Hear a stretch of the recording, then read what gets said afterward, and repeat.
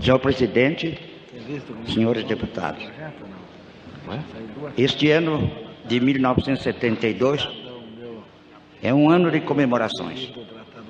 Comemoramos o 6º centenário da nossa independência. Comemoramos no Mundo Lusíada o 4º centenário da obra de Luiz de Camões, na sua edição de Coimbra. E comemoramos a Semana de Arte Moderna, que ocorreu há 50 anos atrás. O meu discurso de hoje não será nem um discurso patético do tipo do que aqui pronunciei no centenário da Batalha do Riachuelo. Nem será um discurso de argumentação e de debate sobre temas políticos. Vai ser antes uma exposição, uma narrativa do que foram os movimentos de renovação artística e literária através dos séculos, para inserir no seu lugar verdadeiro a Semana de Arte Moderna. As transformações artísticas e literárias no mundo civilizado vêm de muito longe. Vem desde o tempo em que a arte egípcia, assíria e babilônia se transformaram para se exprimir na arte grega. As grandes colunas que terminavam por cabeças de animais, elas são substituídas na civilização helênica pelas ordens Jônia, Dória e Coríntia, de grande elegância e pureza de linhas. Foi, portanto, uma revolução artística, uma arte moderna que se introduziu na Grécia depois das influências por aquele povo recebidas dos cretenses, que são a fonte primacial da cultura helênica. A arte grega então se esplende, mas sempre se transformando. Temos inicialmente as grandes esculturas de Zeuxis e mais tarde as de Apeles. Temos, aliás, Fídias e mais tarde Apeles. Temos Zeuxis, temos outros artistas menores, todos produzindo uma arte em que se exprimia a harmonia da natureza. Na literatura, o velho teatro de Sófocles é substituído pelo teatro de Eurípides e de Aristófanes, numa nova revolução literária. A poesia que vinha de Homero e transitou por Hesíodo adquire finalmente uma nova expressão, com Píndaro, posteriormente com Anacreonte e Sapo. Todos esses movimentos artísticos renovaram, inovaram, trouxeram novas formas de beleza e de tradução das impressões do homem em face da natureza. O esplendor da cultura grega vem finalmente expandir-se por toda a Ásia e pelo Império Romano. É o período do helenismo, em que também se transformam as expressões literárias e artísticas. Correm os séculos, e deveria ser breve neste resumo para chegar ao tema principal deste discurso. E assistimos, no fim do Império Romano, um fenômeno artístico impressionante. Perderam-se as noções da forma, dos volumes, das perspectivas e das cores. Julgava eu, e sempre tive como certo, que esta decadência foi consequência da invasão dos bárbaros. Porém, modifiquei meu modo de pensar depois de ler um livro de Louis de Mier, intitulado L'Art et l'Église, onde ele mostra que, no período apenas de 100 anos, antes da invasão dos bárbaros, já se havia dado esse fenômeno de decadência, de decomposição das formas artísticas. Então, de mim para comigo, concluí que foi exatamente esse estado de espírito que facilitou a invasão dos bárbaros, dos que vinham das estepes da Ásia ou das florestas germânicas, para destruir o Império Romano. Porque, concluí eu, a beleza, o bem e a verdade são três faces da mesma coisa, isto é, da harmonia universal. E quando uma geração perde a noção da beleza, perde igualmente a noção do bem e perde também em elucubrações, em inquietações constantes, o domínio da verdade. E quando um povo perde a noção do bem, da verdade e da beleza, é um povo que já não se defende, porque não tem nenhuma bandeira pela qual lutar. Esse período prolongou-se nos primeiros tempos da Idade Média, quando se dá nova revolução literária e artística. Nas abadias, nos conventos, os beneditinos e basilianos trabalhavam sobre antigos papéis chamados palimpsestos, nos quais eram escritas contas de armazém, cartas particulares por sobre textos do maior valor literário e científico. Com infinita paciência, estes monges foram decifrando o que ali havia e revelaram ao mundo a filosofia de Aristóteles e de Platão,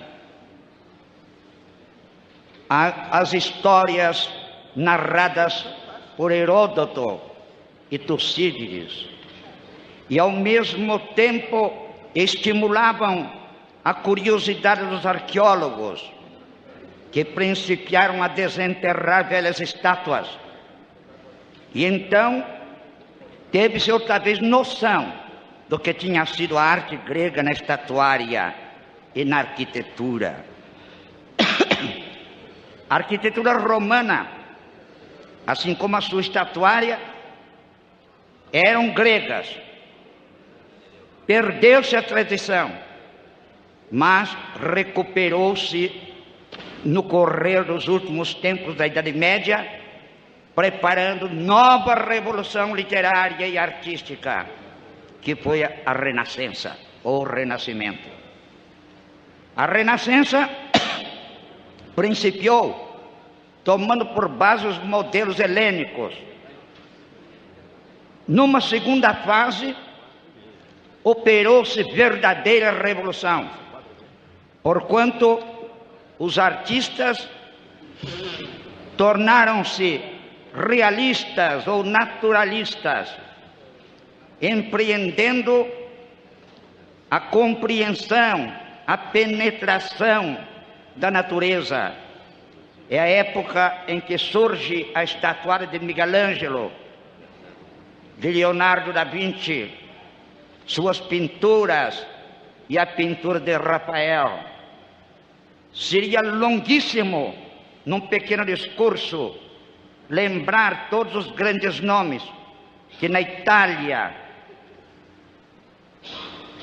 na Espanha, onde brilha Velázquez e brilha Greco, Ribeira, Zubarão, ou lembrar a arte flamenga com Rembrandt, Van Dyck, ou lembrar a arte alemã com Dürer, seria longo, porque ainda há muitíssimos outros artistas daquela época esplendente da humanidade.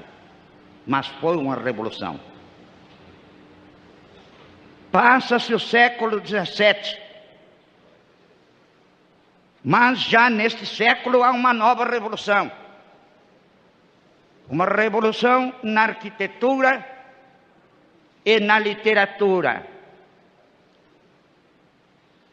Na arquitetura tinha predominado o estilo românico, que foi substituído por uma revolução artística pelo gótico. É interessante interpretar o espírito das duas arquiteturas. A românica, de torres arredondadas, é como alguém em prece e em atitude de humildade. O gótico, de janelas ogivais e torres pontiagudas, é o estilo da contemplação do infinito. Mas, no século XVII, deturpa-se a arte chamada clássica, aparecendo o barroco. O barroco, em relação ao clássico, é um fenômeno semelhante ao gótico flamejante em relação ao gótico puro. O gótico flamejante, de que temos exemplo, por exemplo, no Mosteiro da Batalha, em Portugal, e em algumas catedrais da França e da Alemanha, foi a tentativa do enriquecimento das colunas e abóbadas, com que se tirou a pura espiritualidade do gótico antigo ou primitivo. O barroco, em relação ao gótico, foi a mesma coisa. Também quiseram enriquecer colunas, abóbadas, capitéis e frontarias, de sorte que deturpou-se inteiramente o lineamento clássico da arquitetura. Foi uma revolução, concomitantemente com o que se dava na literatura, quando surgiu o gongorismo, que é também uma espécie de barroco na literatura do tempo. Passamos para o século XVIII. Agora aparece o Brasil. O Brasil apenas balbuciara literariamente com as cartas de Anchieta e de Nóbrega, de Fernão Cardim, e mais tarde com a empolada poesia de Bento Teixeira e as sátiras de Gregório de Matos. Mas, no século XVIII, o Brasil aparece literariamente.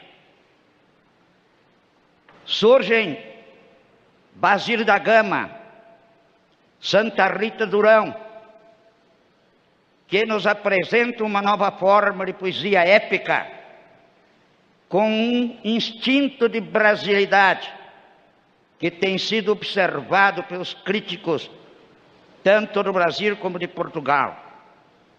Mas, na mesma ocasião, já se opera um novo movimento modernista. É a Escola Mineira. A Escola Mineira, constituída por Cláudio Manuel da Costa, Alvarenga Peixoto, Silva Alvarenga. Essa escola procurou copiar os modelos da chamada Arcádia, gênero literário que surgira na Itália e que teve grande influência em toda a Europa. não eram genuinamente brasileiros. Eram mais gregos do que nacionais.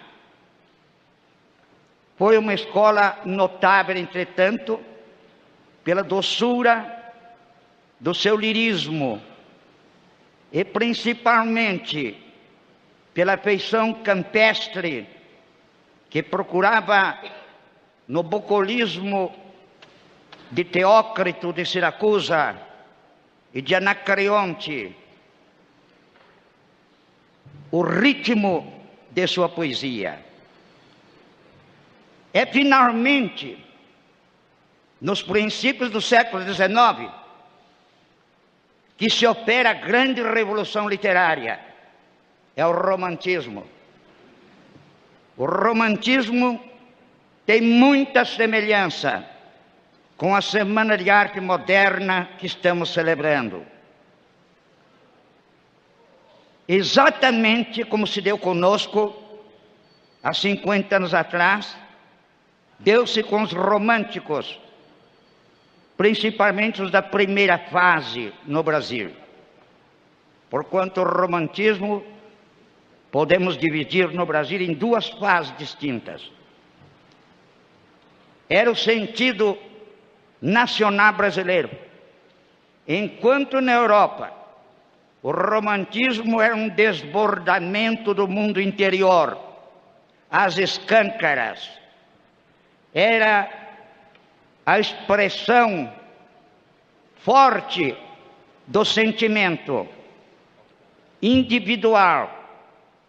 Ele, atravessando o Atlântico, perdeu o caráter individualista para adquirir o caráter nacionalista.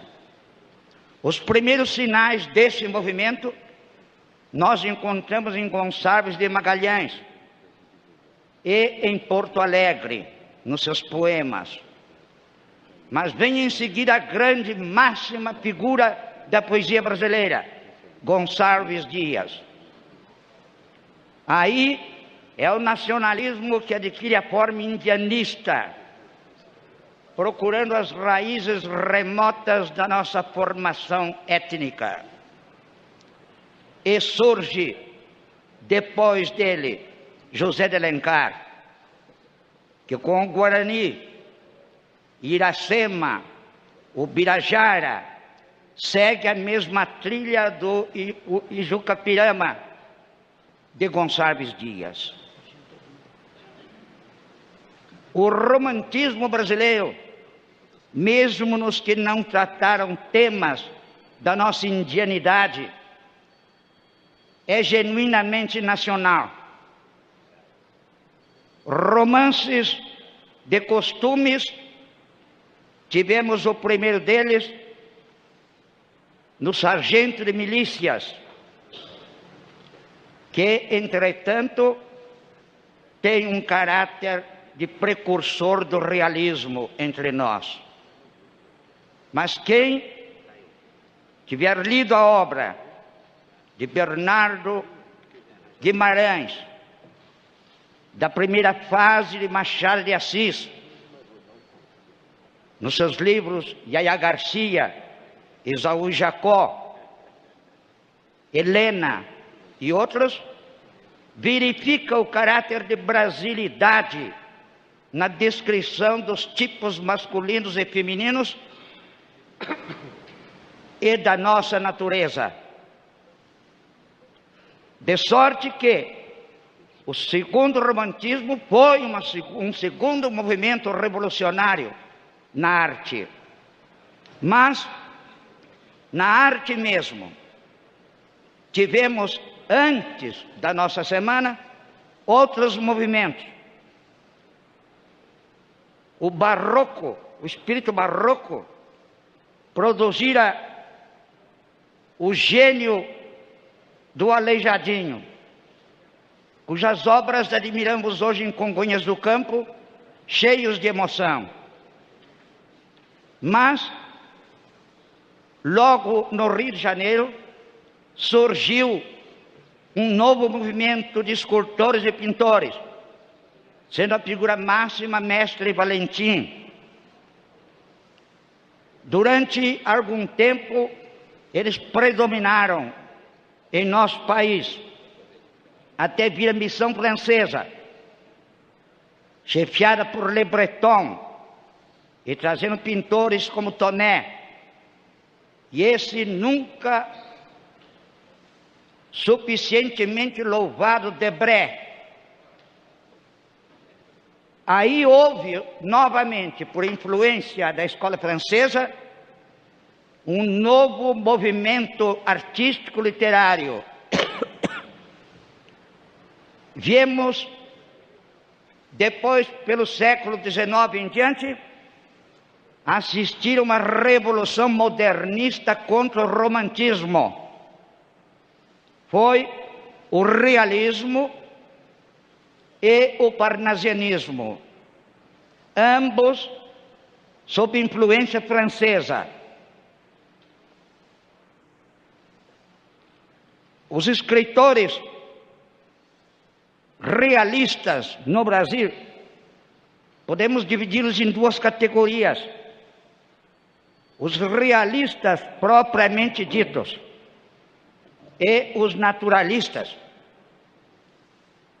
São realistas um Machado de Assis, na segunda parte de sua obra. São naturalistas Júlio Ribeiro, com A Carne, e Aloísio de Azevedo, com seus romances. Mas no campo da poesia, fatigados do lirismo que inundou o século, surgiram aqueles que também, por influência francesa, lançaram aqui o parnasianismo. O parnasianismo surgiu na França como uma reação também contra o romantismo, contra a liberdade de forma e estilo dos românticos. Teve como mestres Leconte de Lisle, Sully Prudhomme, Heredia, e logo esta corrente influiu no Brasil. E surgiram aqui grandes valores na arte poética chamada parnasiana. Entre eles, Luiz Delfino, Raimundo Correia, Olavo Bilac, Alberto de Oliveira, e numerosíssimos outros, como Guimarães Passos, etc. Foi uma revolução literária, não há a menor dúvida. E predominou no Brasil até os princípios do presente século. No fim do século XIX, dá-se outro movimento modernista contra o parnasianismo. Foi o simbolismo. O simbolismo tem a maior importância na literatura brasileira, tendo como principais mestres Cruz e Souza, o catarinense negro Afonso de Guimarães, Mário Pederneiras, posteriormente Homero Prates, Eduardo Guimarães. O simbolismo reagia contra a rigidez hierárquica da forma parnasiana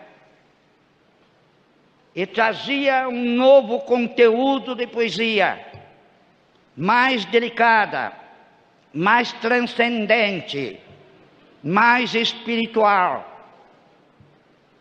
Teve grande sucesso, principalmente no Paraná, onde, em torno da figura quase lendária de Dario Veloso, reuniu-se toda uma geração que se revelou, se manifestou em páginas poéticas da maior importância.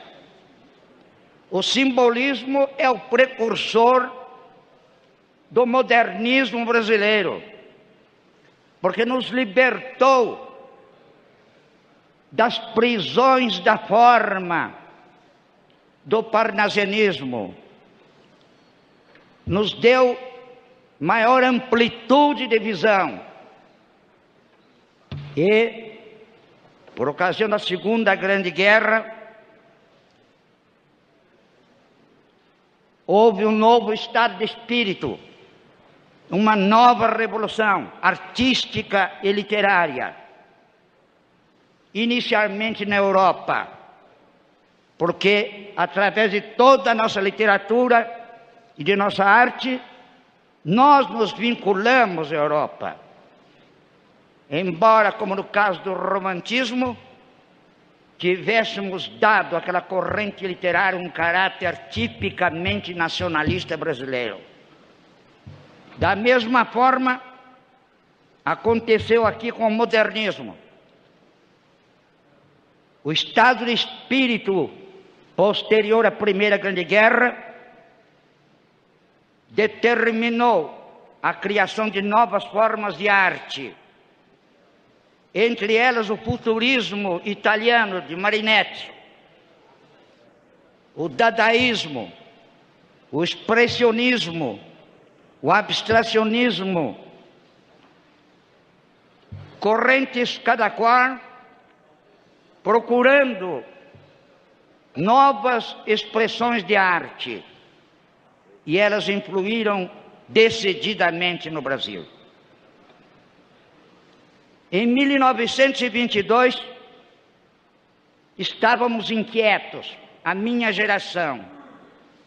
Queríamos algo novo, algo que representasse a nossa pátria, a nossa própria alma. Queríamos ser o que éramos. Como disse Mário de Andrade, deixarmos-nos ser. Esta era uma grande preocupação em 1922. Já estava tudo dentro de cada um preparado para o grande movimento. Faltava aglutinar. E isto foi feito em fevereiro de 1922. Lembro-me bem daquela semana em que tomei parte. Para não me esquecer os nomes, anotei-os, e mesmo assim creio que haverá alguma lacuna. Lembrei-me dos nomes de Menotti del Picchia, Guilherme de Almeida, Graça Aranha, Mário de Andrade, Oswaldo de Andrade, Tarsila Amaral, Anita Malfatti, Vila Lobos, Ronald de Carvalho, René Thiollier, Brecheret, Paulina D'Ambrosio, Renato Almeida, Agenor Barbosa, Sérgio Millier, Di Cavalcante, Luiz Aranha, Mota Filho, Lazar Segar, Paulo Prado, Ribeiro Couto. A semana realizou-se por iniciativa de Paulo Prado e da grande atividade aliciadora de René Thiollier e o entusiasmo de Menotti del Picchia. Os paulistas trouxeram do Rio um grupo de cariocas, tendo à frente Graça Aranha. Graça Aranha notabilizara-se com um discurso pronunciado na Academia Brasileira de Letras. O autor de Canaã repudiava inteiramente as velhas formas, pregava uma renovação estética e abandonou a academia por julgá-la demasiadamente acadêmica. Graça Aranha foi, por assim dizer, o grande patrono da Semana de Arte Moderna. Mas ele próprio não realizou modernismo nos livros que depois escreveu. Autor do Canaã, julgávamos que ele iria trazer uma renovação de estilo e de forma nos livros que viessem depois da Semana. Publicou, entretanto, um livro intitulado Viagem Maravilhosa, onde não se vê nada de modernismo. Discutia-se muito, então, naquela ocasião. Debatiam-se os temas artísticos, mas nada havia ainda como realização concreta de forma e de estilo do novo movimento. Foi então que escrevi meu romance O Estrangeiro. Este livro me foi inspirado numa viagem que fiz com Alarico Silveira pelo sertão da Araraquarense, quando ainda não havia cidades grandiosas que hoje lá existem. Lá estive num lugarejo de 6 ou 8 casas, onde havia uma escola com um professor chamado Serapião. Esse professor reuniu os alunos. Eram filhos de italianos, espanhóis, japoneses, pretos, caboclos, gente de todas as origens. E ali, na haste de um coqueiro decepado, desfraldada bandeira verde e amarela, estas crianças cantaram o hino nacional. Emocionei-me profundamente. E esta emoção consolidou em minha ideia, em minha cabeça a ideia de escrever um livro que tratasse do caldeamento racial, esse fenômeno extraordinário que se dá no Brasil e que fez o sociólogo mexicano José de Vasconcelos dizer que todas as grandes civilizações nasceram nos trópicos e que, portanto, daqui do Brasil, iria sair a raça cósmica, resultado do caldeamento de todas as raças. Este pensamento foi ainda fortalecido por um discurso que ouvi ali de um farmacêutico chamado Sócrates, falando de Humboldt, de Márcios, dos viajantes estrangeiros, da flora brasileira, o que tudo despertou em mim o mais vivo nacionalismo. Fomos dali à Cachoeira do Avanhandava, diante da catadupa imensa que atroava naqueles sertões. Senti-me verdadeiramente empolgado, porque ela representava toda a força da nacionalidade, ainda não aproveitada. Esta cachoeira, pensei, poderá dar, como está dando agora, força e luz para muitas cidades.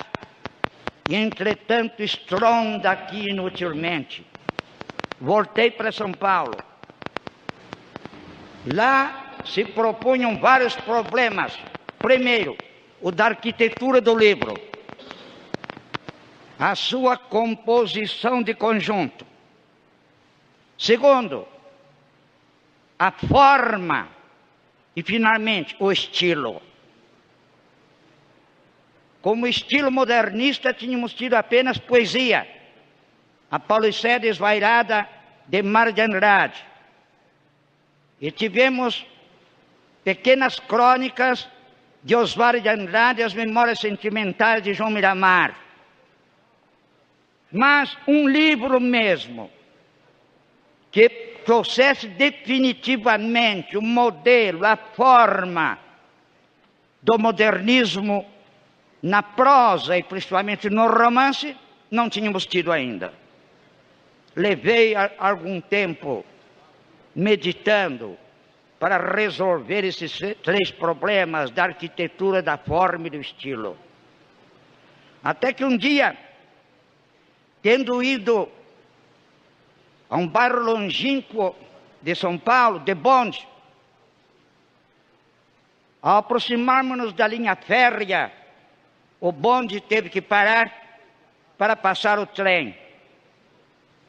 E em minha frente havia um departamento estadual do trabalho, que era onde se recolhiam os imigrantes que vinham para o Brasil, desde os tempos do Visconde de Parnaíba. A fachada escura do prédio, o dístico em cima no portão. Aquilo me trouxe um momento preciso, porque o escritor pode pensar uma obra, mas ele tem que ter um momento em que ele é fustigado, empurrado para escrevê-la. Saltei do bonde e peguei um táxi, corri em casa, escrevi o primeiro capítulo daquele livro, O Estrangeiro. Monteiro Lobato, na sua apreciação crítica, diz que eu escrevia a curiscos, dizendo que o estilo era inédito na literatura brasileira. Cristiano de Ataíde dizia que o livro era mais escrito a ponta de faca e de machado do que com a pena. Realmente, tenho para mim que cumprir a minha obrigação dando este primeiro livro. E tive o prazer de receber, naquele ano, a carta de um homem de bem, grande escritor, José Américo de Almeida, que me dizia, depois de ler seu livro, vou refundir o que eu estou preparando. Era Bagaceira. O Estrangeiro saiu em 26, a Bagaceira em 28. Esse notável livro que é glória da literatura nordestina e brasileira. Naquela ocasião, nós já começávamos a divergir. Oswald de Andrade, influenciado por Cocteau e principalmente por Marc Jacot, veio de Paris trazendo a antropofagia e a poesia pau-brasil. As intenções eram puras, de um verdadeiro nacionalismo, de uma forte brasilidade. Mas a arte de Oswald dava-me a impressão de Montaigne, de Jean Delery, curiosos em face selvagem, e até mesmo de Jean-Jacques Rousseau, que fala do bom selvagem como modelo de organização social e política. Mário de Andrade era franco atirador, homem de raro valor cultural e corajoso em suas atitudes literárias. Mas havia ainda no Rio grupo chamado de Festa, nome de uma revista, em que estavam Andrade e Muricy, Adelino Magalhães, Tasso da Silveira, Murilo Araújo e outros. Havia o movimento do Norte. Eu quero destacar de maneira particular o grande poeta modernista de Pernambuco, Ascenso Ferreira. Sua poesia é notabilíssima, pela forma, pelo estilo, pelo ritmo e pelo caráter de nativismo que ela contém. Havia o movimento de Belo Horizonte, entre cujos chefes se encontrava Emílio de Moura e Pedro Nava. No sul, era Manuelito Ornelas, era Augusto Meyer. Em Santa Catarina, Gama Dessa, um dos maiores escritores que o Brasil tem tido, injustiçadamente esquecido. Mas nós, em São Paulo, o que fazíamos? Oswald de Andrade com o Movimento Pau-Brasil. Resolvemos, numa noite, em que os modernistas me ofereceram uma estatueta de bronze, comemorando a saída do meu romance O Estrangeiro, pronunciei um discurso intitulado A Anta e o Curupira. E ali mostrei que o verdadeiro caminho do modernismo brasileiro era o nacionalismo, a brasilidade, a procura do Brasil em nós e a procura de nós mesmos no Brasil. No dia seguinte, reunido com Menotti del Pica, Cassiano Ricardo e Mota Filho, redigimos o Manifesto Verde Amarelo e começamos logo a produzir. Havia uma pequena editora chamada Hélios, que pertencia a Menotti del Pica, a Cassiano Ricardo e a Arnaldo Cerdeira. Foi ali que se imprimiu a primeira edição do Estrangeiro, seguida logo pelos borrões de Verde e Amarelo de Cassiano Ricardo e outros livros dele, como Deixa Estar Jacaré e Martim Sererê. Cassiano não pertenceu à Semana de Arte Moderna. Até pelo contrário, com um grupo organizado num dos jornais de São Paulo, ele nos combatera. Mas homem inteligentíssimo, de grande sensibilidade, foi pouco a pouco se entusiasmando pelo nosso movimento e veio a nós. Então, com ele, Cassiano Ricardo, Menotti del Pica, Alfredo Ellis, Mota Filho, fundou-se o Grupo Verde e Amarelo. Menotti del Pica publica o seu livro Chuva de Pedra. Ele já vinha com sentido de brasilidade profunda desde o Juca Mulato, um dos poemas mais belos que tenho conhecido na literatura brasileira. O verde amarelismo, pois, lhe era agradável, vinha casar-se com seu espírito. Mota Filho escreveu a introdução ao estudo do pensamento nacional. Aí começamos a pensar que deveríamos ler os grandes autores que nos ensinaram a ser brasileiros. O primeiro de todos era Alberto Torres, cuja obra Perlustramos, a Organização Nacional, o Problema Nacional Brasileiro. Era preciso conhecer mais profundamente o índio brasileiro, não o índio lamartiniano, que aparece com José de Alencar e Gonçalves Dias, mas o índio genuinamente nacional, denominador comum de nossos cadeamentos étnicos. Líamos então Couto de Magalhães, Barbosa Rodrigues, com suas maravilhosas lendas do Poranduba amazonense. Líamos Batista Caetano, estudávamos a língua tupi, mas era preciso conhecer mais. E um de nossos grandes mestres de sociologia brasileira, de brasilidade, foi Oliveira Viana. Então, nosso contemporâneo, com o qual tive contato em Niterói certa vez, era realmente um grande professor de brasilidade. Mas havia ainda na monarquia Tavares Bastos. E era preciso reler a obra de Joaquim Nabuco. E era preciso reler e transler os sertões de Euclides da Cunha.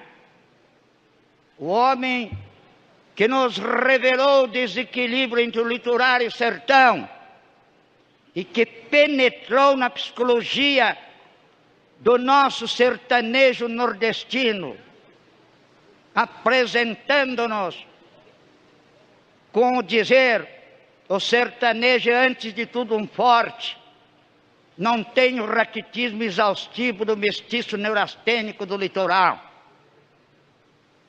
Penetramos então profundamente o Brasil. Nessa ocasião, chega a São Paulo, vindo do Amazonas, o poeta Raul Bopp. Bopp tinha viajado todo o oeste e norte brasileiro. Trouxera lendas, fábulas, linguajar daquelas regiões. Poesias como a Cobra Norato, que depois se tornou famosa, descrevia a natureza amazônica e o tipo racial que ali existe. Entusiasmados, fomos eu e ele procurar Alarico Silveira, mestre ilustre, um dos grandes homens que o Brasil tem produzido, autor de uma enciclopédia brasileira que até hoje não foi publicada, tendo ele recolhido mais de 400.000 verbetes em viagens que fez pelo interior. Todas as nações têm a sua enciclopédia. E nós aqui traduzimos enciclopédias estrangeiras. A Inglaterra tem a britânica, a França tem o Larousse, a Espanha, a Spazzacarpi. Nós não temos. E essa, até hoje, não houve ninguém de prestígio ou de dinheiro que tivesse a iniciativa patriótica de publicá-la. Procuramos Alarico Silveira e lá começávamos a ir quase todas as noites. A sua filha grande, escritora Diná, era uma menina. Ali conheci um dos maiores homens do Brasil, que eu de muito admirava, Teodoro Sampaio, geógrafo ilustre, etnógrafo, filólogo, historiador. Era um manancial, estava com 84 anos. Numa saúde belíssima, ele lecionava-nos todas as noites. Daí o movimento da ANTA, movimento genuinamente nacional, que era uma diversificação do verde-amarelismo. Outros movimentos surgiram no país, como o do Grupo de Cataguases, na Revista Verde. E esparsamente, numerosos intelectuais vinham confluir para esse movimento. No campo das artes, tivemos a precursora Anita Malfatti, a extraordinária Tarsila Amaral, que é a intérprete mais inspirada e eloquente da paisagem, das casas brasileiras e de nossos tipos humanos. De Dica Cavalcanti, não precisarei falar mais do que falou brilhantemente Henrique Turner. Brecheret, produzindo as estátuas de estilo moderno, de nova forma. E Villa-Lobos, que ainda não era o grande nome internacional, Lembro-me quando em casa de Menotti del Picchia, junto da grande pianista Antonieta Rudmiller, Heitor Villa-Lobos sentava-se ao piano e improvisava a temática de suas futuras e universalmente consagradas composições. Estes eram os que compuseram o movimento modernista brasileiro, cuja semana famosa comemoramos no seu cinquentenário. Irei realizar uma conferência na Academia Paulista de Letras, iniciativa do governo de São Paulo, e outra na União Brasileira de Escritores, sobre estes assuntos. Pretendo ali, com tempo maior, narrar, expor, interpretar, melhor do que faço agora com tempo mais reduzido, o que foi a Semana da Arte Moderna.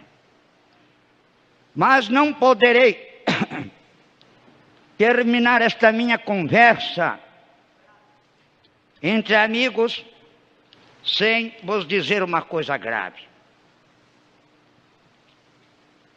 Está escrito no Evangelho de São João, no primeiro capítulo e primeiros versículos, o seguinte: no princípio era o Verbo, e o Verbo estava com Deus, e o Verbo era Deus, e todas as coisas foram feitas com Ele, e nada do que se fez foi feito sem Ele. Pergunto, por que Verbo? Porque o Verbo estava com Deus e fez todas as coisas. Senhores deputados, o Verbo traduz a necessidade de expressão, de revelação. É preciso revelar. O universo é uma representação teatral extraordinária, com suas constelações, estrelas e planetas, girando constantemente no mais perfeito equilíbrio e na mais divina harmonia. A história humana é também um teatro, é uma representação. Nós surgimos no palco da história, cada um de nós. Desempenhamos nosso papel, e assim como entramos pelos bastidores do nascimento, nós saímos pelos bastidores da morte. Mas desempenhamos o nosso papel. Os povos desempenham o seu papel. Ao estudar as civilizações desde as mais antigas, verificamos que cada nação teve uma necessidade de revelar-se. Então, a arte, a pintura, a escultura, a arquitetura, a música, a poesia, o romance, a oratória, tudo isto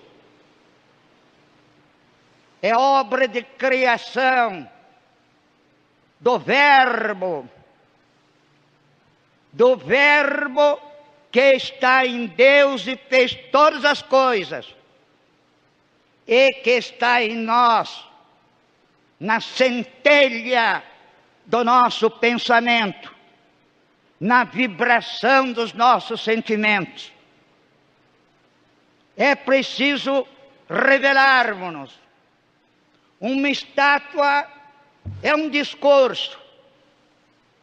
Olhando para Moisés ou a Pietà de Miguel Ângelo, ou olhando para a Mona Lisa de Leonardo da Vinci, ou para as telas de Rafael, ou mais remotamente para as pinturas de Zeuxis, ou para a estatuária de Fídias, nós percebemos que eles quiseram dizer isto: eu vi, eu senti, eu exprimi assim.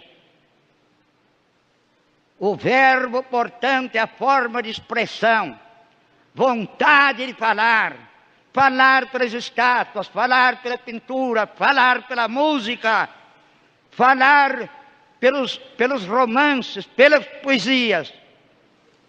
Necessidade de falar. Os povos que assim não procederam desapareceram misteriosamente na história. Assim aconteceu com os hititas. Assim aconteceu com os urarquianos. Não deixaram poesias, não deixaram estátuas, nada deixaram. E somente o trabalho dos arqueólogos, a partir do século XIX, vem encontrar em inscrições cuneiformes de assírios a história desta gente que desapareceu. Entretanto, o Egito está presente conosco. A Grécia está presente conosco. Na Vênus de Milo, na Vitória de Samotrácia, no Apolo do Belvedere, nos lineamentos do Partenon, nas tragédias de Sófocles e de Ésquilo, na poesia de Píndaro, na história de Tucídides e Heródoto. Vivem porque falaram. E a fala dos homens se renova, como a natureza se renova constantemente. Se a natureza se renova constantemente, é natural que na ânsia de se exprimir, o homem busque novas formas da manifestação do seu pensamento, suas impressões e seu sentimento.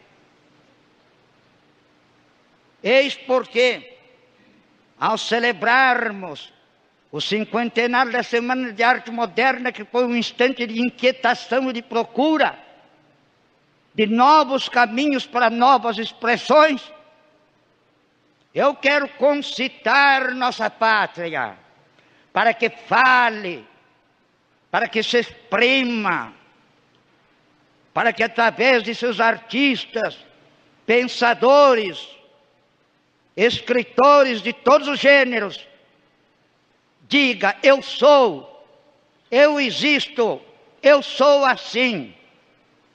Esta é a missão do artista. Benditas gerações que se preocuparam e se inquietaram e se desesperaram em busca das novas expressões. Benditas os povos que possuem parlamentos como o nosso, que interrompe sua preocupação legislativa ou seus debates políticos para cultuar aquilo que é mais nobre, mais belo no espírito humano. O Verbo que estava em Deus e era Deus, e com o qual foram feitas todas as coisas, e sem o qual nada do que se fez foi feito. Sejamos assim. Sintamos em nós, e nossa pátria sinta, a vibração permanente do verbo, ou a necessidade perene da expressão.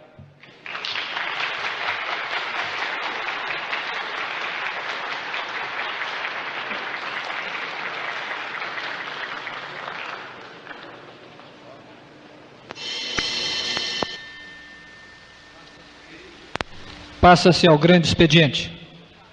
Destina-se o grande expediente da presente sessão a homenagem póstuma ao general Olímpio Mourão Filho. Tem a palavra o deputado Plínio Salgado, que falará pela Aliança Renovadora Nacional.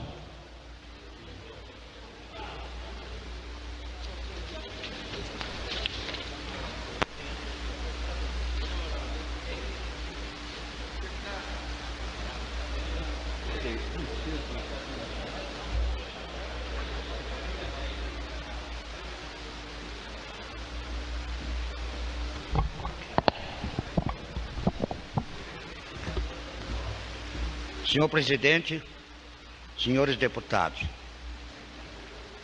no curso de nossa vida, e principalmente daquelas vidas que se prolongam, é nosso destino assistir gradativamente o desaparecimento das gerações. Tenho visto, desde 1930, quando mais intensamente desenvolvi a minha vida pública, o desaparecimento de todos aqueles que foram protagonistas dos fatos ocorridos desde então, e pouco a pouco vejo desaparecer do cenário nacional figuras das mais expressivas. Desta vez, vimos desaparecer um militar ilustre, um patriota sincero, um homem que dedicou sua vida ao amor pelo Brasil e ao objetivo de sustentar as nossas tradições cristãs, as tradições da nacionalidade. Refiro-me ao general Olímpio Mourão. Meus ilustres colegas irão me perdoar se no desenvolvimento desta oração eu for obrigado a me referir a fatos em que estou envolvido, porquanto a imprensa em geral, no necrológio do ilustre militar, frequentemente se refere às relações que ele teve comigo. Disse de mim para comigo, desde que fui designado para falar em nome da Aliança Renovadora Nacional: como poderei falar de um homem cuja vida esteve entrosada com a minha, constantemente, durante longos anos, e cujos episódios estão marcados pela minha presença, conforme relata e registra a imprensa do país. Desagradável para mim seria evocar ocorrências, fatos em que estou envolvido, mas assim é forçoso, que do contrário não traçaria o perfil do ilustre morto que hoje homenageamos.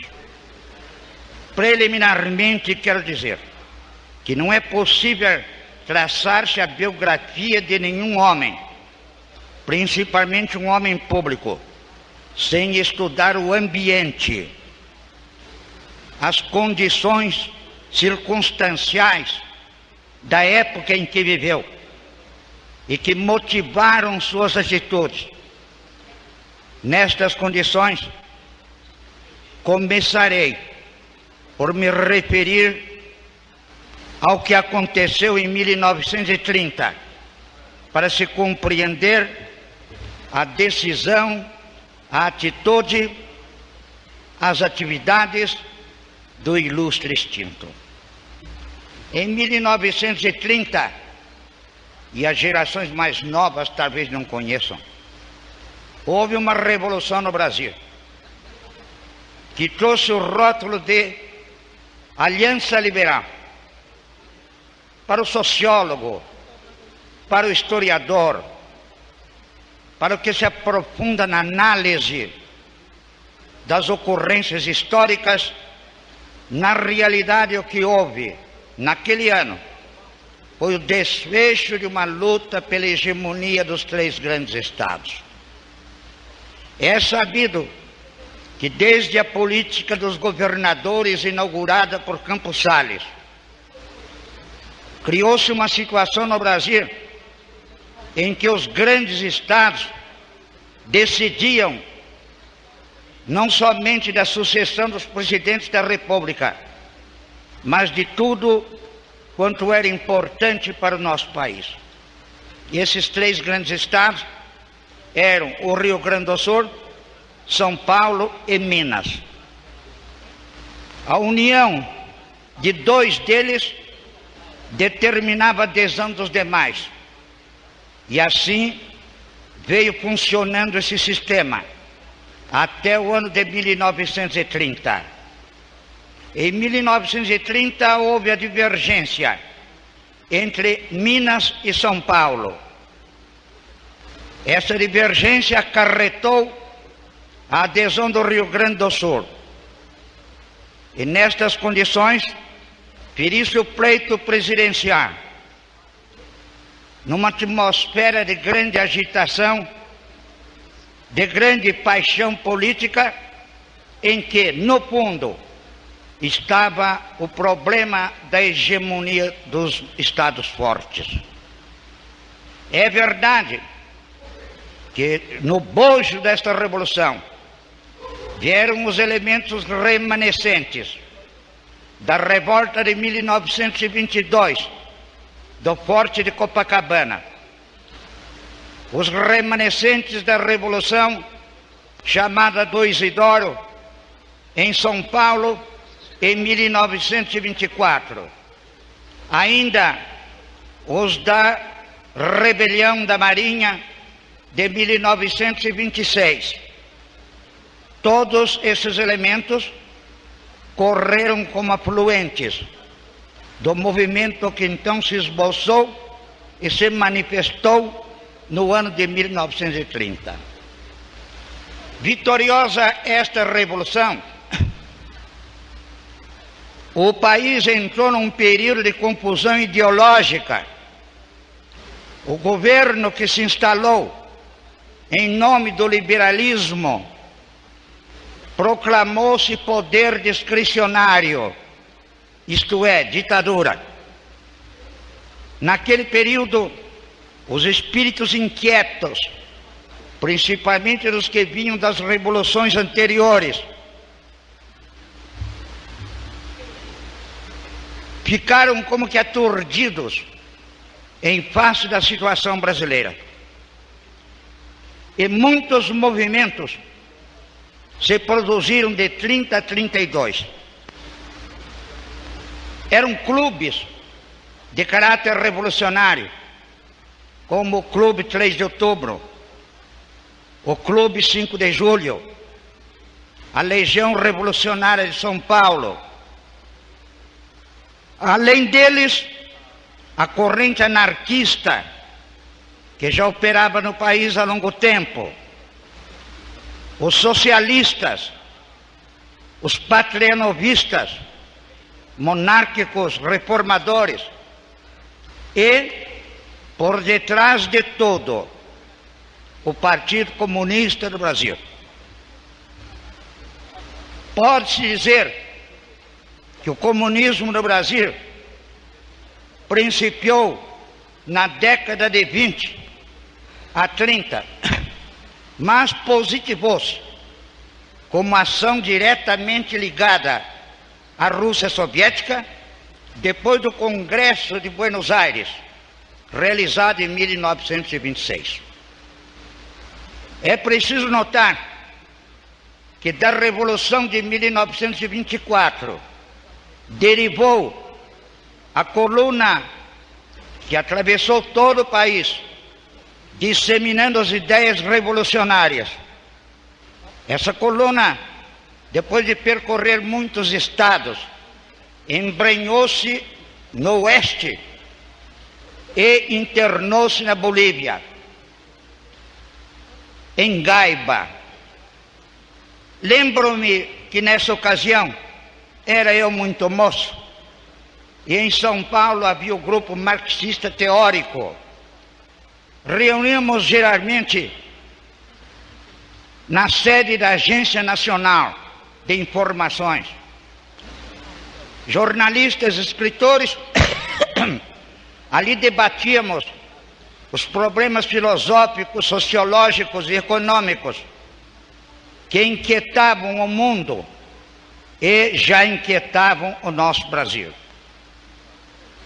Lembro-me de que resolvemos um grupo a enviar livros ao chefe da coluna que se encontrava em Gaiba, para que conhecesse realidades brasileiras.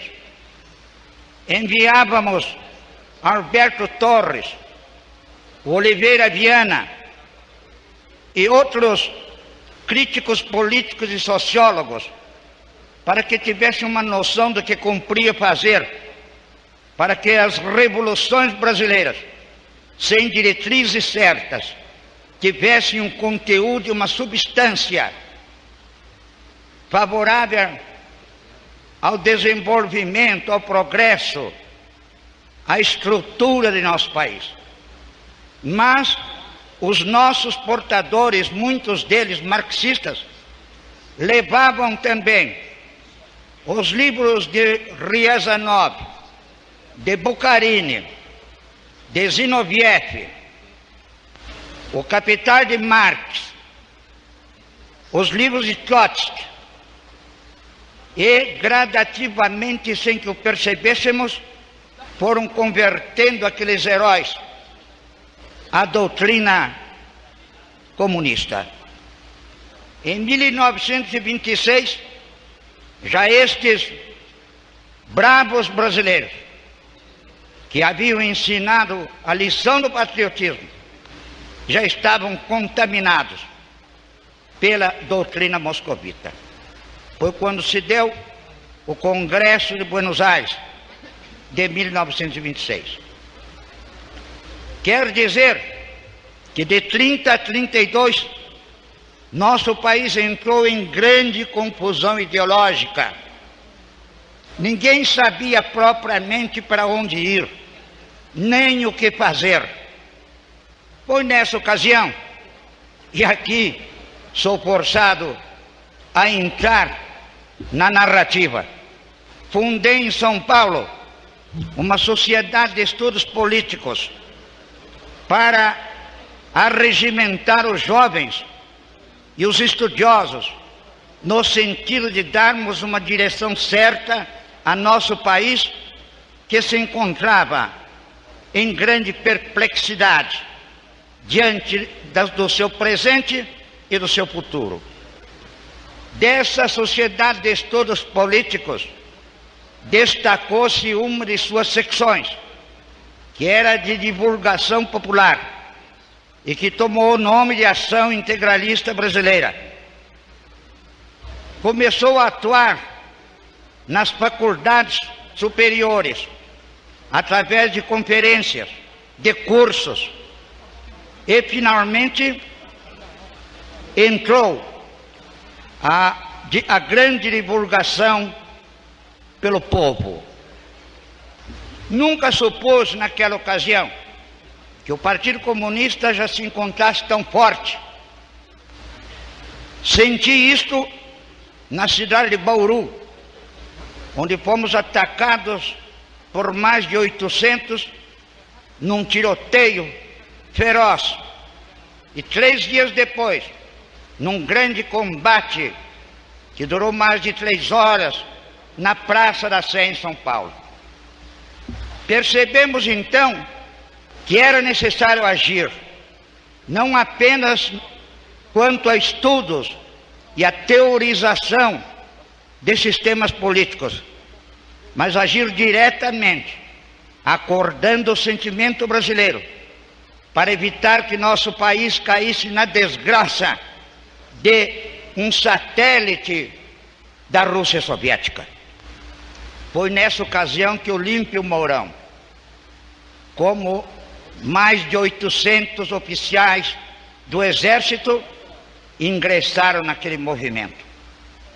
Sou obrigado a narrar isto, não só porque os jornais desta última semana muito falaram do assunto, como também porque não poderia traçar o perfil de Olímpio Mourão se não começasse pela sua atuação de homem público.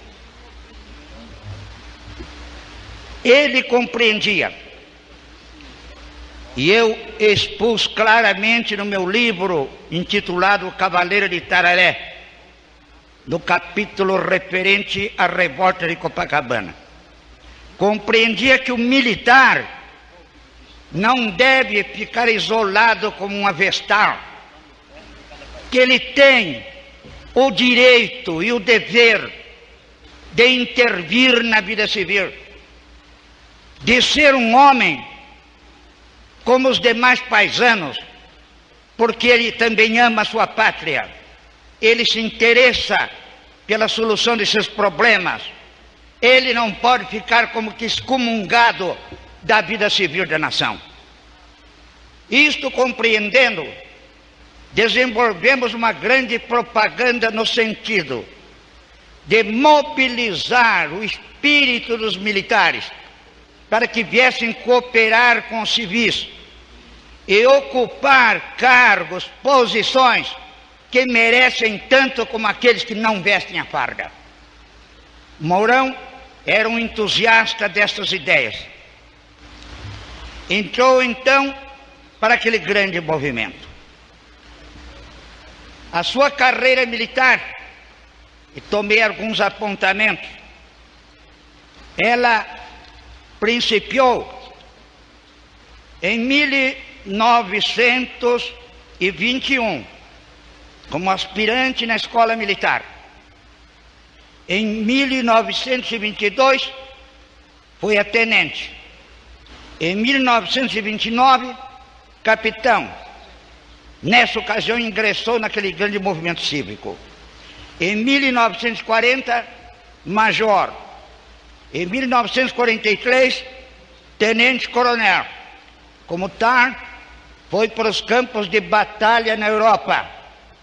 E ali lutou na FEB, como um legítimo patriota brasileiro, levando aquele pensamento do nosso grande movimento cívico, que, muito ao contrário da propaganda comunista que se fez no Brasil, era contrário ao fascismo e ao nazismo. Ali batalhou, regressou. Em 1948, foi ao posto de coronel. E desde então, sua carreira paralisou-se. Por quê? Porque o inculpavam de ter fabricado um documento falso que foi utilizado para o golpe de Estado de 1937.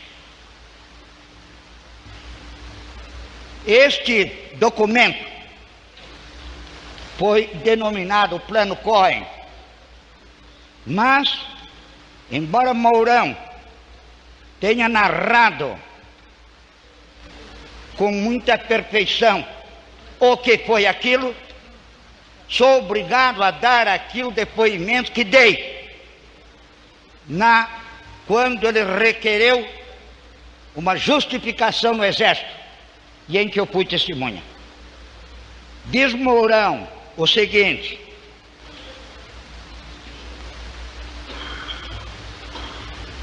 certo dia, ele era o chefe do serviço secreto do nosso movimento, que prestou relevantíssimos serviços ao país, impedindo que sobreviesse a ditadura vermelha e, por conseguinte, dando a vós outros, a todos nós, a liberdade de que hoje gozamos e a democracia em que hoje vivemos. Dou a palavra a Mourão. Mourão disse: certo dia do mês de agosto de 1937, Plínio Salgado deu-me a seguinte ordem, como chefe secreto que era da Ação Integralista Brasileira. Nosso movimento está demasiadamente absorvido com a luta em torno da minha candidatura, pois havia 3 candidaturas à presidência da República: a minha, a de Armando Salles Oliveira e a de José Américo de Almeida.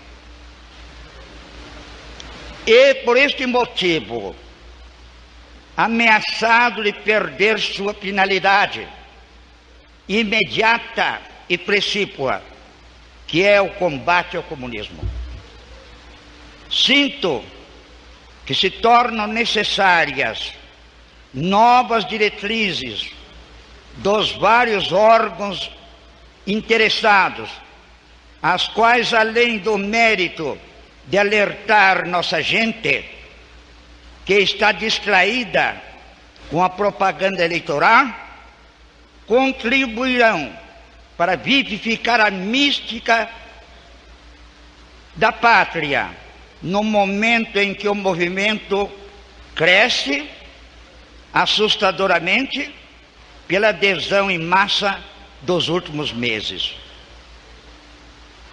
Diz Mourão: não gastei mais do que 3 dias para preparar a matéria solicitada.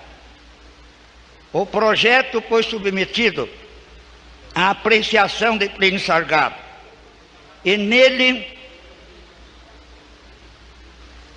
constava como hipótese de trabalho um possível plano de ação terrorista que os comunistas poderiam desferir.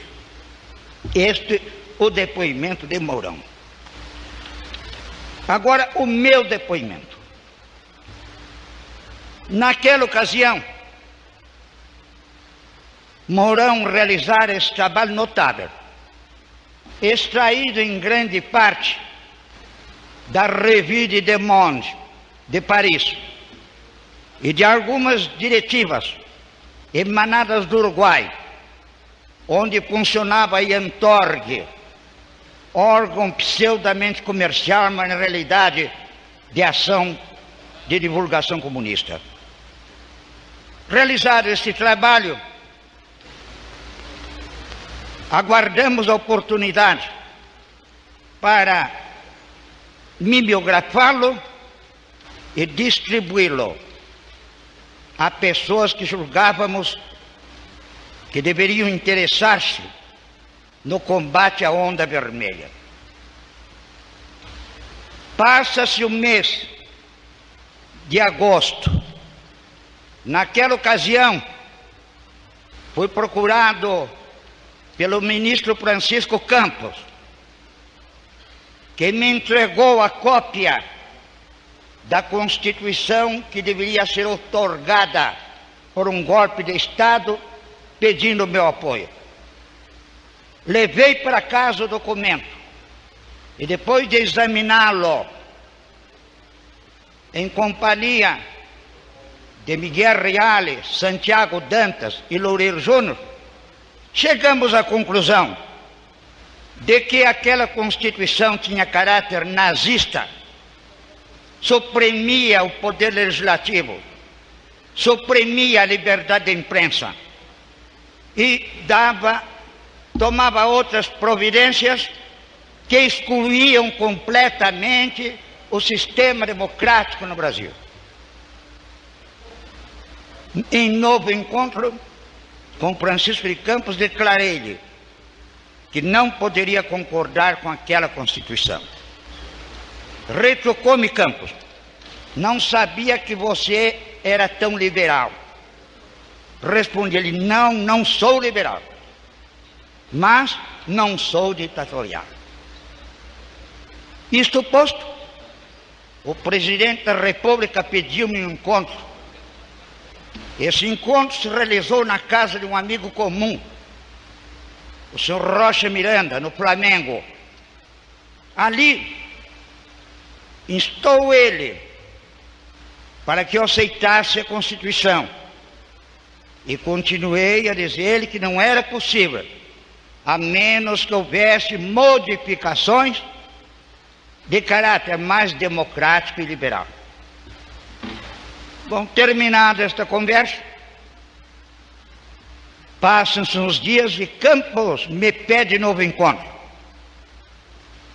Então me diz: você não quer aceitar o golpe de Estado, mas o Estado-Maior do Exército apreendeu um documento de tal gravidade que quando você tiver conhecimento, você vai aderir aos propósitos do presidente. Eu avisarei quando será irradiado, porque vai ser irradiado. Não precisou Francisco de Campos avisar-me, embora o tivesse feito. Porque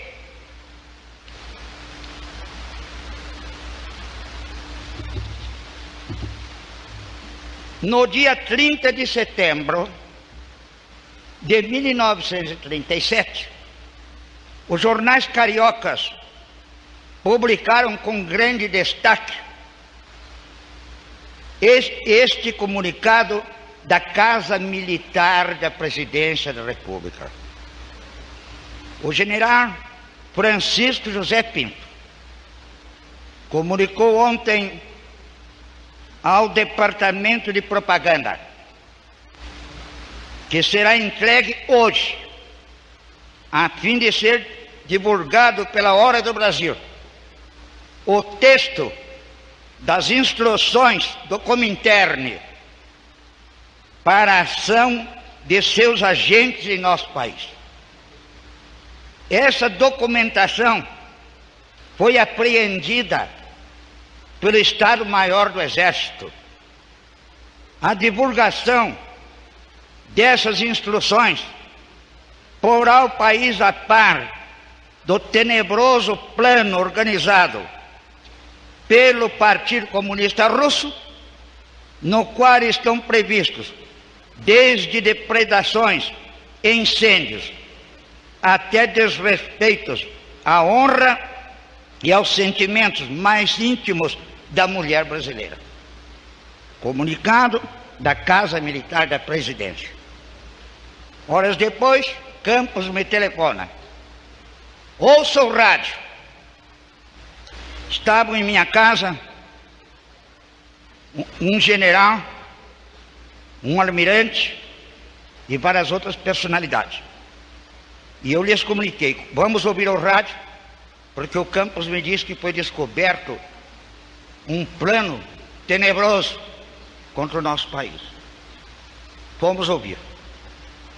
Quando o locutor começou a ler, eu tive a impressão de que já havia lido aquilo, que já era do meu conhecimento.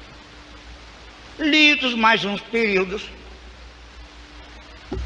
disse eu de mim para comigo: aquilo é o estudo do Mourão. Fiquei indignado. Disse a eles: o documento é falso. E eu estou numa situação difícil, porque não posso declará-lo publicamente no momento em que as Forças Armadas ainda constituem a única esperança da estabilidade do Brasil. E uma vez que é o Estado-Maior que assume a responsabilidade desta divulgação, em que situação vai ficar o Exército, no qual o brasileiro confia plenamente como salvaguarda das instituições e estabilidade das nossas tradições? Foi um momento dramático para mim. Mandei chamar imediatamente o capitão Mourão. Veio ele, incomodadíssimo, e me revelou o que ele agora revela também na imprensa. Revelou o seguinte: que, orgulhoso do trabalho que tinha feito, levou a seu padrinho de casamento, o general Mariante, para que o conhecesse. O general Mariante, diz Mourão para mim, pediu para ficar com o documento para ler devagar.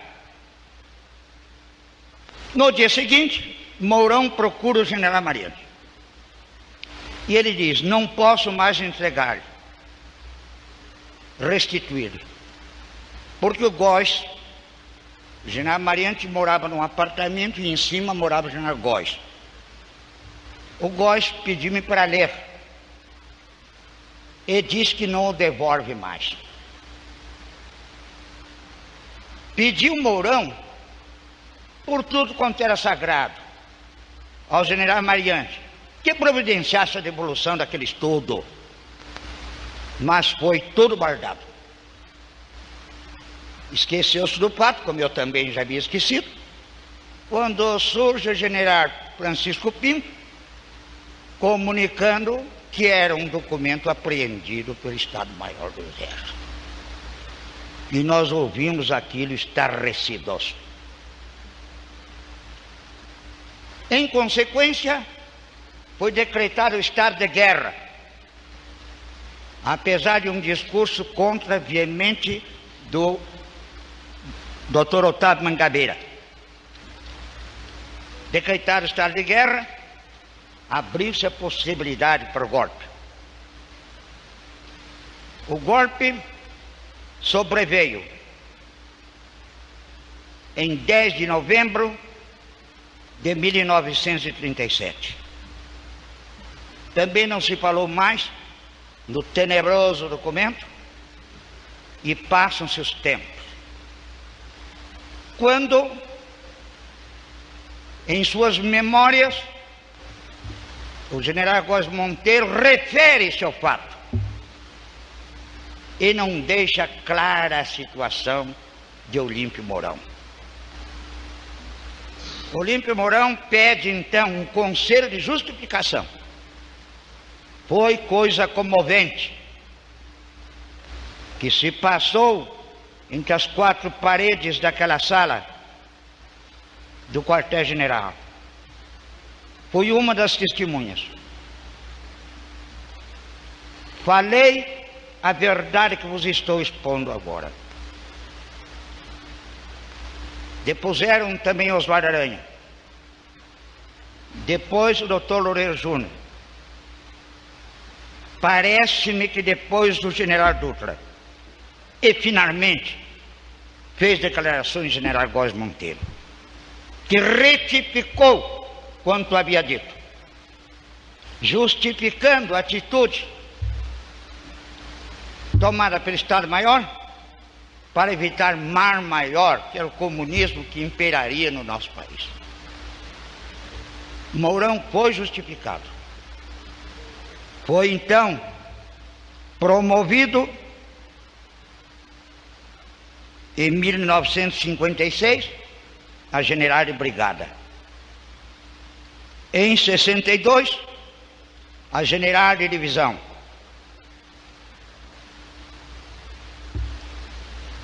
Serviu em Portugal como adido militar. Serviu no Rio Grande do Sul e veio para São Paulo no comando da 2ª Região Militar. Agora estamos em 63. Não é preciso relembrar aos nossos parlamentares o que foi aquele ano de 63, com as grandes manifestações de rua, principalmente a de São Paulo, que congregou mais de 100.000 pessoas, reclamando contra as atitudes do governo de João Goulart. Quero dizer que nada tenho pessoalmente, pelo contrário, sou amigo de João Goulart. Quando ele frequentava a minha casa, como vice-presidente, eu lhe dizia: olha, Jango, estes homens que o rodeiam, se vencerem, te atiram no buraco. E se perderem, levam você para o buraco com eles. E ele, otimista, não, nada acontecerá. Nada acontecerá. De sorte que, naquele ano de 63, a crise provocada pela demagogia de rua e de parlamento tinha atingido ao auge. Lembro-me que meu partido, então, no tempo dos partidos, Partido de Representação Popular, lançou um manifesto, foi lido aqui nesta tribuna, contra as atitudes do governo. Foi o primeiro que apareceu. Lembro-me de quando estive em São Paulo, naquela grande manifestação. Falaram muitos oradores. Eu falei apenas 3 minutos, talvez nem tanto, pedindo às forças militares que apreciassem aquele espetáculo e não desamparassem a população brasileira. Começa então, de um lado, a engrossar a demagogia, que culminou um pouco mais tarde no grande comício do Rio de Janeiro e no banquete no Automóvel Clube aos Sargentos. Naquele período de 63, muitas vezes fui à casa de Mourão combinarmos uma articulação qualquer no estado de São Paulo, onde ele era comandante da 2ª Região Militar. E trabalhávamos intensamente nesse sentido, quando ele é removido para Juiz de Fora. Procurei imediatamente Mourão, e agora? Quando o seu trabalho já vai adiantado em São Paulo, e você vai para Juiz de Fora? Respondeu-me ele, não, agora é melhor.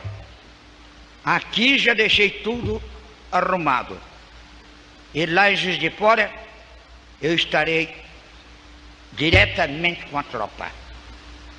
E assim foi para Juiz de Fora. Chega o mês de março de 1964. Minas já estava perfeitamente articulada. Mourão, o general Guedes, em Belo Horizonte, a polícia militar.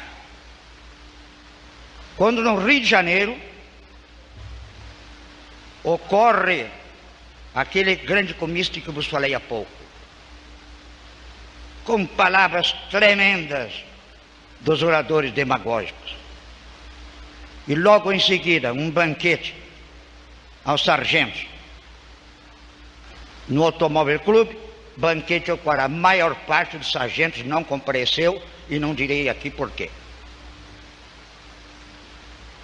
Na mesma ocasião, quebrava-se a hierarquia militar, ao ponto de almirantes serem encarregados por marinheiros em manifestações de rua.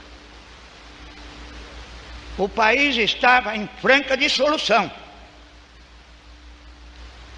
Foi aí que Mourão, naquele dia 31 de março, rompeu corajosamente com a sua disposição de sempre de defender as tradições cristãs da pátria brasileira, de lutar pela verdadeira democracia e de restaurar a hierarquia e disciplina nas Forças Armadas. Esses 3 objetivos de Mourão.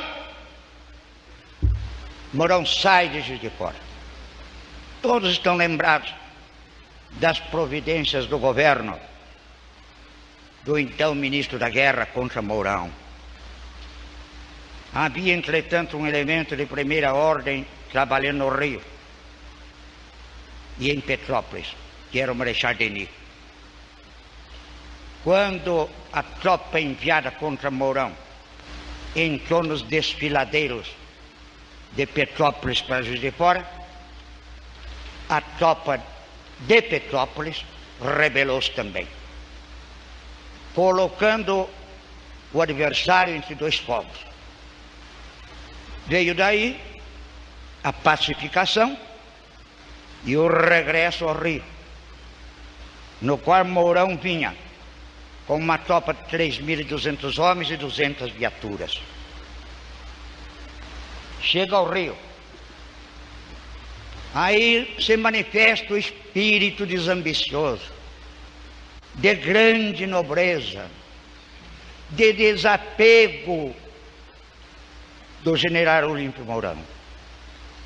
Ele sempre lutou pela pátria, pelo exército, pela ordem, pela disciplina, pela democracia, pela liberdade dos brasileiros, mas nunca lutou com interesse pessoal.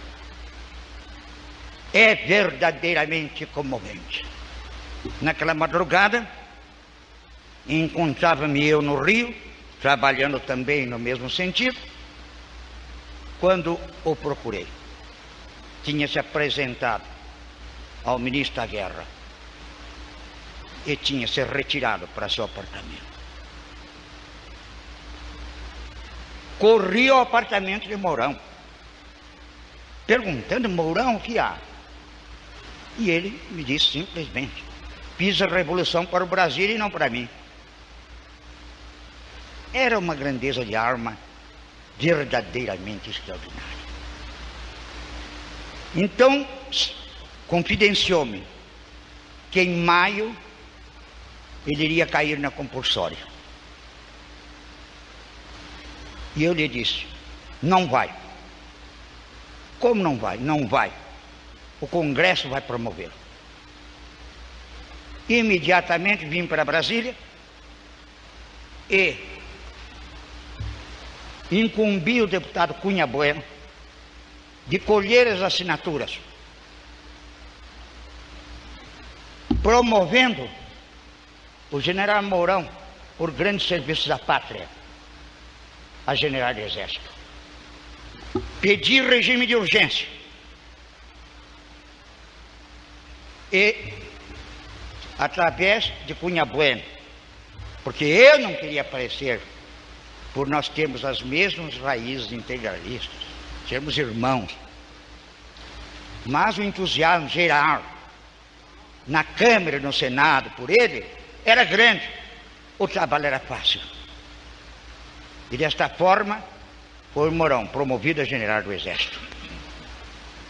Deram-lhe então o comando de Recife. Foi para Recife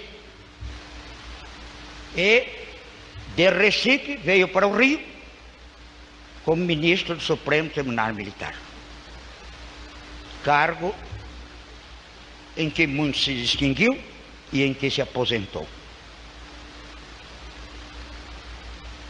Nos últimos tempos, dedicou-se a estudos de problemas brasileiros e as soluções que oferecia em si me alegria o coração. Uma delas, ele criava a Câmara Técnica. Justamente quando eu apresentava aqui uma emenda à Constituição, criando a Câmara Orgânica, que tinha a mesma finalidade. Em suas declarações, nunca renegou seu passado. Era um caráter firme. E, expondo suas ideias, nunca fez por vaidade, nem com o intuito de aparecer, mas no intuito de bem servir a sua nação. É comovente para mim tratar deste assunto, da morte de Mourão, porque ao falar sobre este querido amigo e companheiro, eu me recordo os pequenos fatos, os pequenos pormenores que marcam decisivamente o contato, a convivência entre dois homens. Não os irei aqui relatar. Eles são numerosos. Vejo-o como se estivesse vivo em mais de um episódio, em mais de uma confidência. Vejo e lamento que a pátria brasileira tenha perdido um filho tão ilustre. Senhores deputados, uma lenda árabe narra que um homem foi a uma cidade desconhecida, estranha, onde tinha uma causa a ser julgada. E ele procurou alguém que conhecesse o juiz para que o apresentasse e pedisse por ele. Encontrou um primeiro que lhe disse: eu conheço o juiz, mas não tenho relações assim para fazer uma apresentação. Procurou um segundo que lhe disse: eu conheço o juiz, mas não sei o seu endereço, não sei onde ele mora. E encontrou um terceiro que disse: conheço o juiz, sou amigo dele, sei onde ele mora, vamos na casa dele. E foi. Então os árabes extraem a seguinte moral: este homem é um homem que morre e vai se apresentar ao Supremo Juiz, que é Deus. Então, quem o vai apresentar? O primeiro, que diz que não tinha relação nenhuma com o juiz, são as honras, os cargos, as posições que esse homem ocupou em vida. O segundo, que diz que conhecia, mas não sabia o endereço, são as amizades, as relações sociais. O terceiro, que diz: conheço o juiz, sou amigo e vou levá-lo ao juiz. Esse é o bem que o homem praticou na terra, que é a única coisa que vale quando nos apresentamos perante o Supremo Juiz. Olímpio Mourão, a esta altura em que falamos, já compareceu perante Deus. E Deus o recebeu apresentado pelas obras boas que ele praticou na terra. Que obras foram essas? Amou a sua pátria, lutou por sua pátria, amou a sua corporação militar, serviu-a fielmente, foi homem de bem, foi amigo sincero, e quando a pátria estava em perigo, não temeu nada, ergueu-se corajosamente e marchou com sua tropa para salvar o Brasil. Hoje, ainda que haja divergências entre os dois partidos que se representam nesta casa, de uma coisa todos devem estar convencidos: é que não vivemos mais num período de perturbação, que estamos trabalhando mais tranquilamente. Se erros podem existir na ação do governo, e errar é humano, méritos não lhe faltam, pelo entusiasmo que os brasileiros sentem pelo desenvolvimento do nosso país. Hoje devemos isto ao Olímpio Mourão, que foi o primeiro, quem saiu primeiro. Todos queriam, mas ninguém decidiu-se na hora necessária, e Mourão decidiu-se. Justa é, pois, a homenagem que presto a este querido amigo e companheiro em nome da Aliança Renovadora Nacional, que é o Partido da Revolução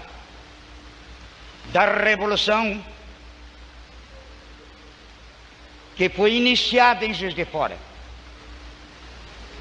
Justa esta homenagem.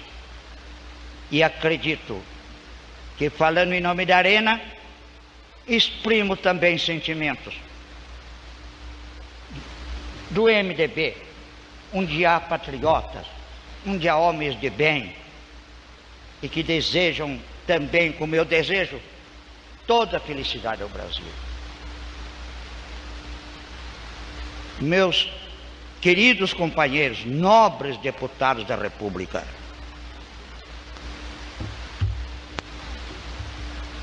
a nossa vida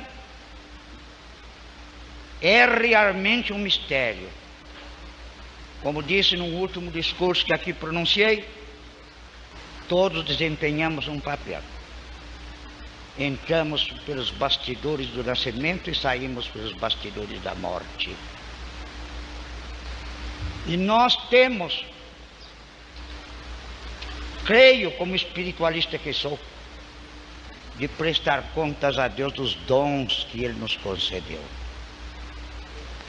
Conta o Evangelho que um rei foi para a guerra e chamou 3 amigos, dizendo-lhes: tome cada um este dinheiro, vão negociar, e quando eu voltar, vocês vêm me dar contas.